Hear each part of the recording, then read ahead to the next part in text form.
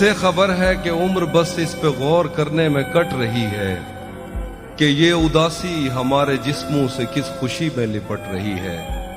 عجیب دکھ ہے ہم اس کے ہو کر بھی اس کو چھونے سے ڈر رہے ہیں۔ عجیب دکھ ہے ہم اس کے ہو کر بھی اس کو چھونے سے ڈر رہے ہیں۔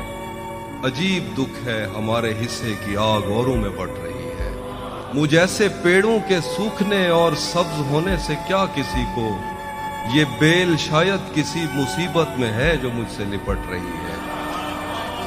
مجھ ایسے پیڑوں کے بہت شکریہ مجھ ایسے پیڑوں کے سوکھنے اور سبز ہونے سے کیا کسی کو، یہ بیل شاید کسی مصیبت میں ہے جو مجھ سے لپٹ رہی ہے۔ میں اس کو ہر روز بس یہی ایک جھوٹ سننے کو فون کرتا، میں اس کو ہر روز بس یہی ایک جھوٹ سننے کو فون کرتا، سنو یہاں کوئی مسئلہ ہے تمہاری آواز کٹ رہی ہے۔ ہم ایک عمر اسی غم میں مبتلا رہے تھے، وہ سانحے ہی نہیں تھے جو پیش آ رہے تھے، اسی لیے تو میرا گاؤں دوڑ میں ہارا، جو بھاگ سکتے تھے بے ساکھیاں بنا رہے تھے۔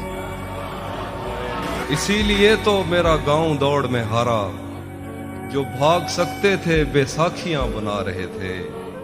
میں گھر میں بیٹھ کے پڑھتا رہا سفر کی دعا، میں گھر میں بیٹھ کے پڑھتا رہا سفر کی دعا، اور ان کے واسطے جو مجھ سے دور جا رہے تھے۔ میں گھر میں بیٹھ کے پڑھتا رہا سفر کی دعا، اور ان کے واسطے جو مجھ سے دور جا رہے تھے۔ میں جانتا ہوں تو اس وقت بھی نہیں تھا وہاں، میں جانتا ہوں تو اس وقت بھی نہیں تھا وہاں، یہ لوگ جب تیری موجودگی منا رہے تھے۔ میں جانتا ہوں تو اس وقت بھی نہیں تھا وہاں، یہ لوگ جب تیری موجودگی منا رہے تھے۔ وہ قافلہ تیری بستی میں رات کیا ٹھہرا، وہ قافلہ تیری بستی میں رات کیا ٹھہرا، ہر ایک کو اپنے پسندیدہ خواب آ رہے تھے۔ وہ قافلہ تیری بستی میں رات کیا ٹھہرا، ہر ایک کو اپنے پسندیدہ خواب آ رہے تھے۔ بغیر پوچھے پہ آئے گئے تھے ہم دونوں، قبول کہتے ہوئے ہونٹ تھرتھرا رہے تھے۔ زندہ باد، واہ واہ۔